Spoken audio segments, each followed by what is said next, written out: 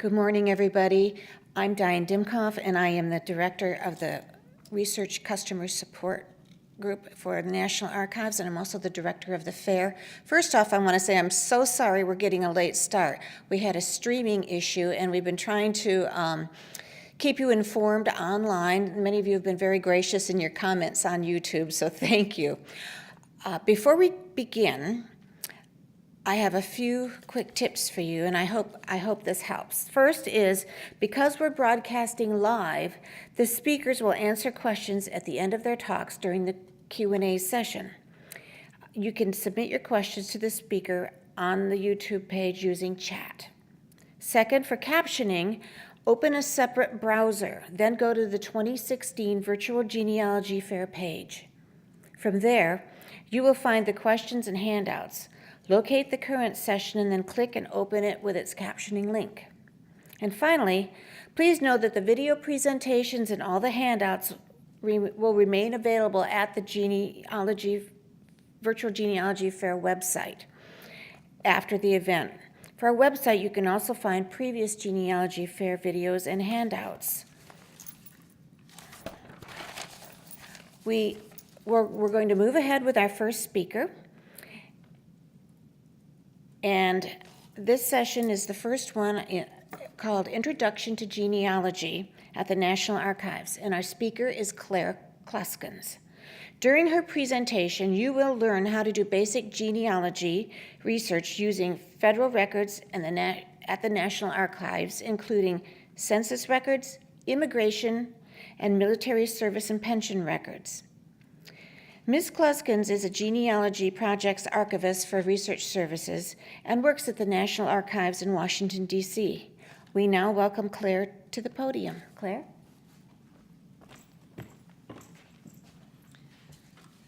Thank you, Diane, and good morning, everyone who's watching today, and good day to anyone who watches this in the future. This morning, we will look at some of the basic building blocks for getting started on your genealogical research, and due to time, I may have to truncate this partway through. However, please note that a similar version of this lecture was given at the 2015 and 2014 genealogy fairs, and those are available online for you to view as well. First, before we talk about some tips for doing genealogical research, I'd like to look back in time to see how far we've come. In genealogy, we're in the second revolution in American genealogy. The first revolution occurred in the 1970s. In the years leading up to our national bicentennial in 1976, people got more interested in American history, and a lot of county genealogical societies were formed. They started transcribing and compiling and publishing in book form many local records to make them more available. But as many of you may remember, the epic moment of that first revolution in American genealogy occurred in October 1977, when for 8 weeks on prime time network television, millions of Americans sat entranced, mesmerized by the story of Alex Haley's roots. And the effect was incredible. People poured into libraries and archives across the country. My retired colleague Joanne Williamson was working at the National Archives branch in San Francisco and remembers that all hell broke loose. People stood in line waiting to use a microfilm reader. There were only 10 readers available, and there wasn't enough of them. The staff was busy all the time, and the same thing was true in Washington, D.C. The excitement in genealogy that Roots generated meant that archives and libraries had to pay attention to this new bunch of patrons and invest resources in making records useful for family history research more available. And we did. For the next 30 years or so, the National Archives published on microfilm millions of records on many thousands of rolls of microfilm, most of which were records of genealogical value. Much, but not all of that microfilm can now be found digitized and online in various genealogy websites. Now to the second revolution. Around the year 1995 or so, people started having this new thing called an email address. And there was this other new thing called the World Wide Web, or the internet, that regular people could access. Now, we genealogists could communicate and find information in ways never before possible. Thus, we've seen the rise of commercial genealogy websites and not-for-profit genealogy websites that contain a vast quantity of data and billions of images of real records. There's so much online that it can be overwhelming. Despite these changes, some things are still true. Successful research requires careful, logical reasoning and analysis. It requires understanding the records, the purpose of the records, the context in which the records were created, and a reasonably exhaustive search for all relevant records. And yet, there are billions of records that are not online: federal government, state government, local government, private organization records. And the key to solving your brick wall problems may be in records that are not online.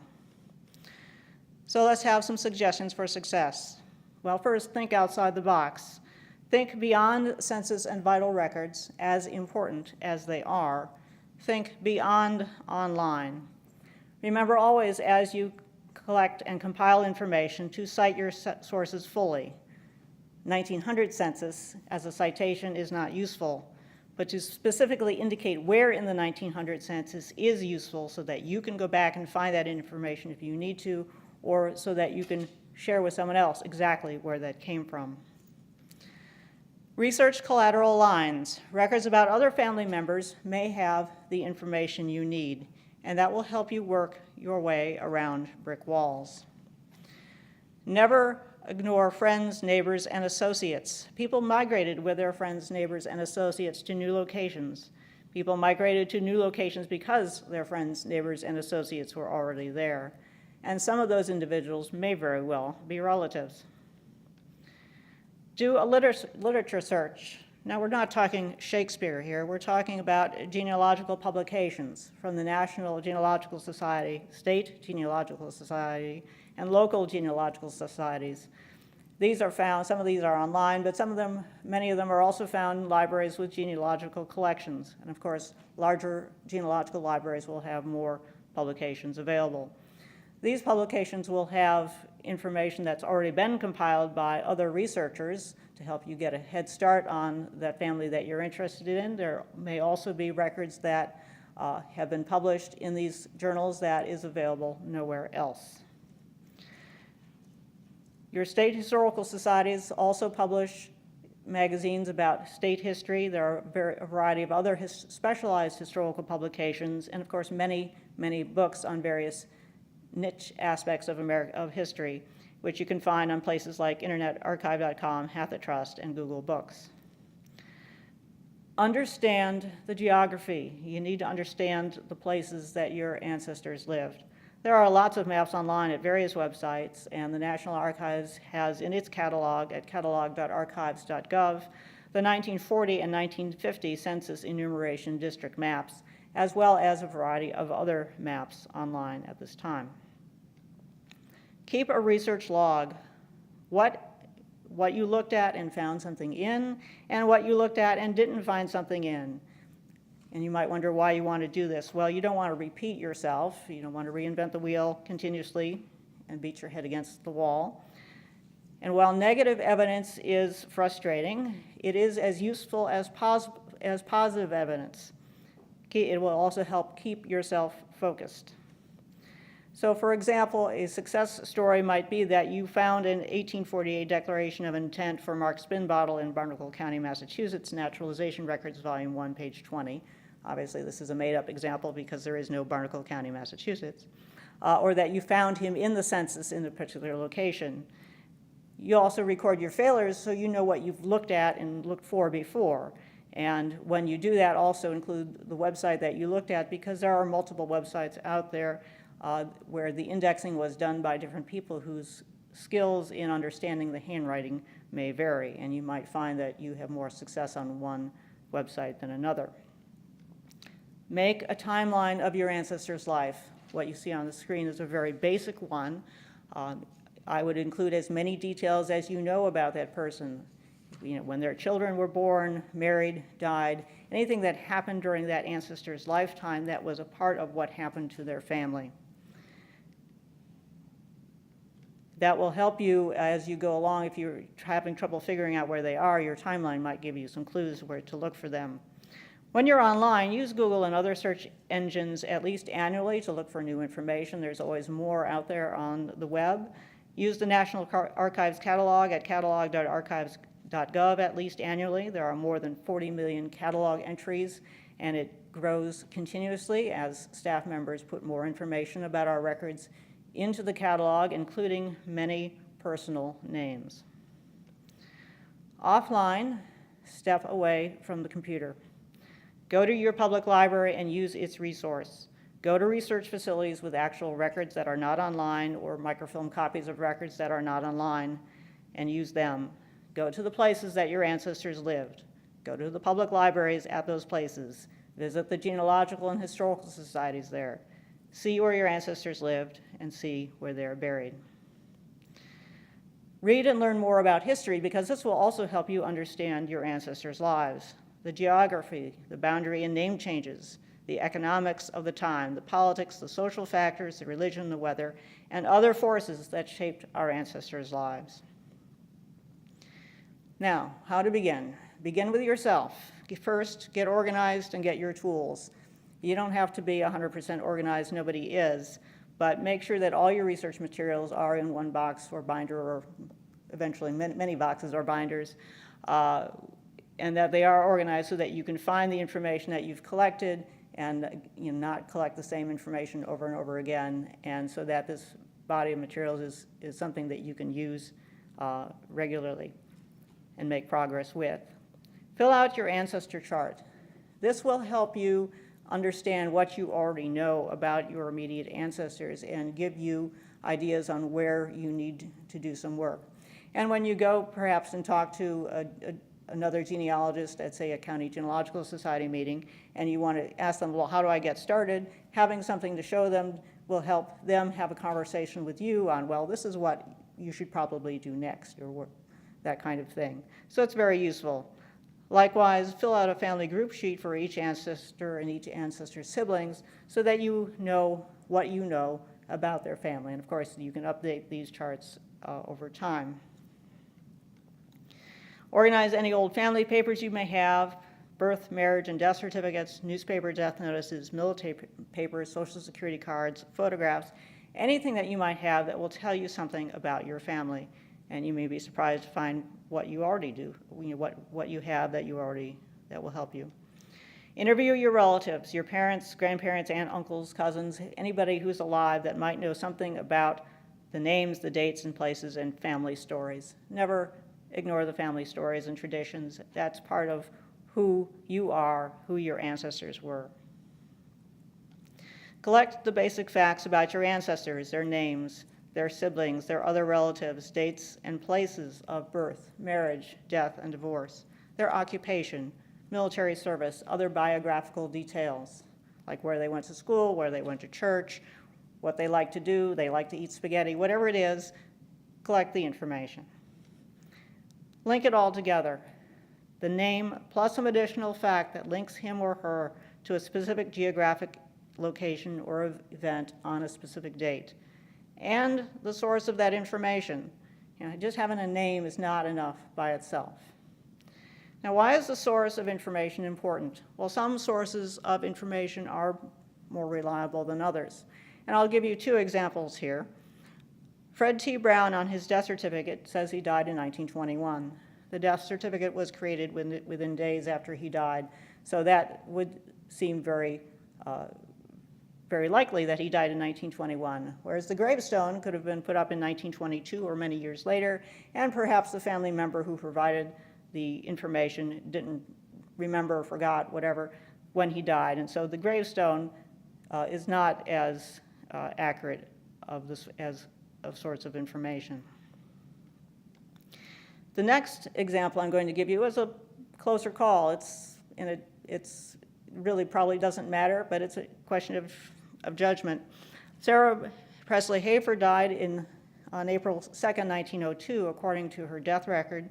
The newspaper article says she died on April 3, 1902. It could be that the newspaper got it wrong. It could be that the information in the newspaper was provided by her family members. Perhaps she died after midnight. Perhaps the doctor who provided the death date on the death certificate saw her on the 2nd, but then she died during the night. Who knows which is more accurate? It probably doesn't matter a whole lot. But again, knowing the source of the information will help you analyze it.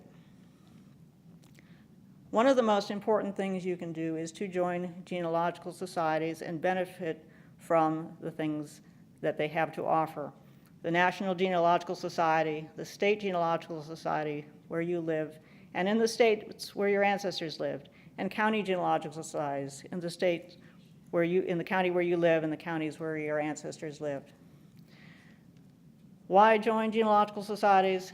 They have publications with articles that will be useful to you that will tell you about doing research in that locality or show you examples of how other people got through their brick walls in researching difficult problems in that locality. It's also a vehicle for you to publish in. You're going to do a whole lot of work. In 50 years, your article published in that journal will still exist. It's hard to say whether your research notes that are sitting in that box in your closet will still exist. The research notes in the box in your closet may have been thrown out, may get thrown out by uncaring relatives after your death, or perhaps it'll get washed away by a flood or burn up in a fire. But that journal article that you wrote about that family, that presumably should survive 50 or 100 years from now and be useful for other researchers. Genealogical societies provide an opportunity for you to network, to speak with other genealogists, and to learn from them, and many of them have classes and other educational opportunities. Again, publish or your research perishes. There, as I've mentioned, it's a wonderful way to make sure that your hard work survives you. Publish county, state, local level, whatever you wish to do, but publish. Learn how to do genealogy right. Borrow books from your public library on how to do genealogy, on relevant aspects of history, and so forth. Take genealogy classes and follow the research standards recommended by the National Genealogical Society on its website. Do research in real records. You recall from your high school civics class that we have basically 3 levels of government: the federal, the state, and the county, and even below that to cities and other minor localities. Libraries have books and microfilm records and newspapers and more. There are cemeteries, churches, funeral homes, and other private organizations that have also generated records. Here at the National Archives, we have federal records. The census from 1790 to 1940 is a major and a very important building block for your research. We also have military service records, pension records, unit records, World War I and World War II draft registration cards, immigration records from the 1820s through the 1950s, naturalization records, and many other possibilities, depending on how your ancestor interacted with the federal government. You know, were they a postmaster, a federal employee? Did they buy land or get land from the federal government through homesteading? Many possibilities. Now, when you're doing research in archival records, one of the things that you need to be aware of is the possibility of the, quote, misspelled name. The name may not be spelled in records the way you expect to find it. Records are often written according to the ear test. What did the census taker or some other record keeper think was said? They probably didn't ask how it was spelled. So we'll give you one example, which is kind of funny. Martin Prechtel, age 85, living in his daughter's household in 1910, was enumerated on the census as Martin Rechtel. Or was he? This is a case study for studying the record thoroughly to make your own independent judgment of what it says. And I could give you other examples as well, but we only have time for one. So Martin Prechtel is indexed in 4 different ways in these sites here, none of which is correct. When you actually look at the census microfilm, and it's a very awful image there on your screen, Martin Prechtel is there on the top. Irad Rublin, his neighbor, is there at the bottom. Rublin starts with an R. The first letter of Martin Prechtel's last name is a P. The second letter is an R, and you can just barely, on this image, see the upstroke of the lowercase r hitting the P and making it look like an R. This is a sort of another look at the same thing, but he's clearly Martin Prechtel. Again, the ear test will give you the name spelled in many different ways, and so you have to be very flexible. And so Prechtel has been found as Brechtel, Bregkel, Brickle, Prickle, and Prechtel with no E, second E, and various other ways as well. Even simple English names, such as Western or Hayford, can be spelled in a variety of ways. And when you get into European names, non-English European names, you can find a variety of spellings as well. And again, it all depends on the ear test. The misspelled name can be a real problem because it can sometimes really cause difficulty in finding people. It took me 30 years to find William McCullough on the 1810 census of Vermont, and I finally found him as William McGalley. And it took doing a detailed timeline of his life. It took looking for him in every possible record. And finally, I narrowed down to where he should be in that county by finding him in newspaper articles and in church records that placed him in 1809 and then again in 1810 in the locality where he was actually living. So sometimes it takes a whole lot of work, detective work, to find people. So census records, basic building block, 1790 to 1940. Start with the 1940 census and work your way backward. Find everyone in the extended family in every census to get a complete picture of the family and work your way around brick walls. And remember always, as we've talked about, that indexes, whether on the computer or in book form, have mistakes. So what do you do if you can't find somebody using an index? Try spelling the name another way. If you know where they lived, you can use brute force and read the microfilm for that town, township, village, etc., page by page, line by line, until you find them, and looking not only at the last names, but also at the first names. So don't be focused just on the last name you expect to find. The census is arranged geographically by state, then by county, then by local jurisdiction. People don't live in alphabetical order. The census for 1870 through 1940 lists every person by name, with their age, gender, race, marital status, occupation, birthplace, and for 1880 to 1930, the birthplace of the parents. Earlier censuses contain less information, and Diane, do you want to go to questions? Okay. Are we ready? Are you done? I can be done. Keep going. All right. All right, so 1850 and 1860, every free person is listed by name with their age, gender, race, marital status, occupation, and birthplace. In 1850 and 1860, there are slave schedules with the name of the slave owner and a list of slaves by age and gender with few names. Typically, some of the really old slaves, the enumerator, for whatever reason, felt compelled to write down the slave's name, but typically no names. For 1790 through 1840, the name of the head of the household, all household members are listed by gender and age categories without any names beyond that of the head of the household. The one exception would be 1840, where there are Revolutionary War pensioners listed as well. And of course, the slaves are part of the master's household. We're going to do a sample census search for an African-American family from Alabama. This is a family I chose at random several years ago for a conference. I didn't know anything about them, so I was starting blind. And I chose at random Jesse Washington, who lived in Autauga County, Alabama. He's indexed on Ancestry as Jess, J-E-S-S. And Jesse and Ella had children, Harry, Dottie, Betty, Arch, Quincy, and Albert Walter, who's described as the grandson living in their household. With this information, I then went back 10 years, expecting to find Jesse, Ella, and several children. This is the example of the 1930 census, what it looks like. So went back to 1920 with Jesse and Ella and found that his name was really Joe Washington, but here are their children, and the ones that are not in italics are the ones that were on the 1930 census. And notice that the parents are aged 45 and 40 instead of the expected 53 and 48. You have to be flexible and understand that names, ages, places of birth, basically all the information on the census might vary from census year to census year, so you have to be flexible. But we have a match here with the children that were on the later census Yeah, the children that are in italics were on the 1930 census. Sorry, I misspoke. Here's what the 1920 census looks like here, big family unit.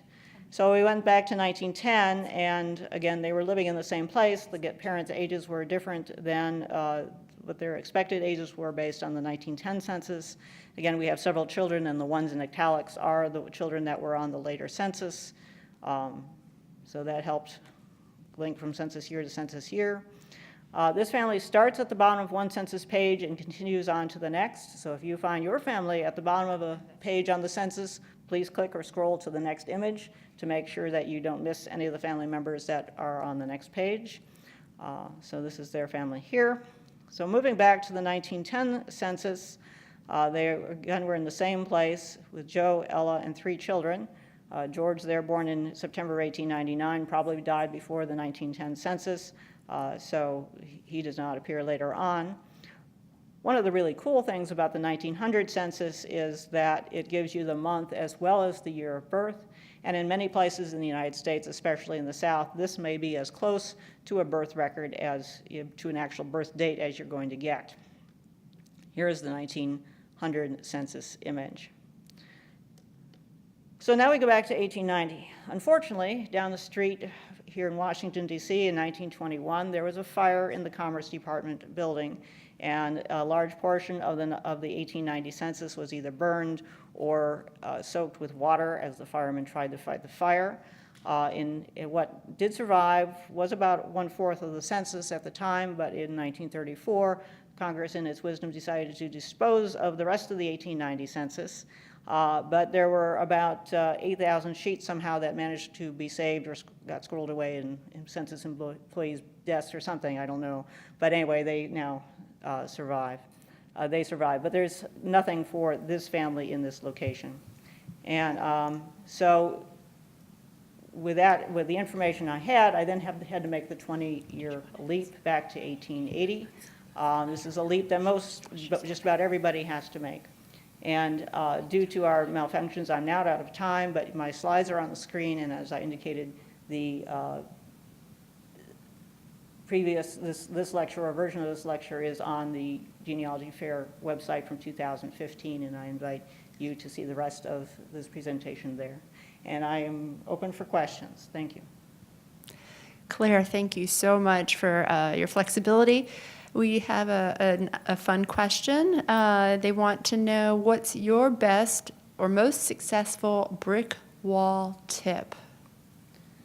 Well, the most successful brick wall tip is to look for every possible record there is. And sometimes you will you don't find anything, but you have to thoroughly search for everything, from newspapers to land records to tax records to your census. Any possible record that there is, you need to look at it. Okay, we have another question that's come in. Let's see. Oh, it's actually not a question, it's a kudos. Everyone is very grateful for your kudos to you for coming in. There is a question here. Always glad to be here. There's a question about new records that are going to be digitized, and I just wanted to say, this is Andrea, that we will be addressing online records in sessions 3 and 4, so stay tuned for that. And there are new records being digitized by our staff all the time, and they're going up in the catalog, and it's worthwhile checking at least once a year to see what's new, and to search by surname and also by place name. Okay. All right. Thank you very much. Thank you so much, Claire. If you have questions that we did not read out loud, or if those questions come to you a little later after some of it sunk in, please send your questions in an email to inquire@nara.gov, and someone will get you an answer.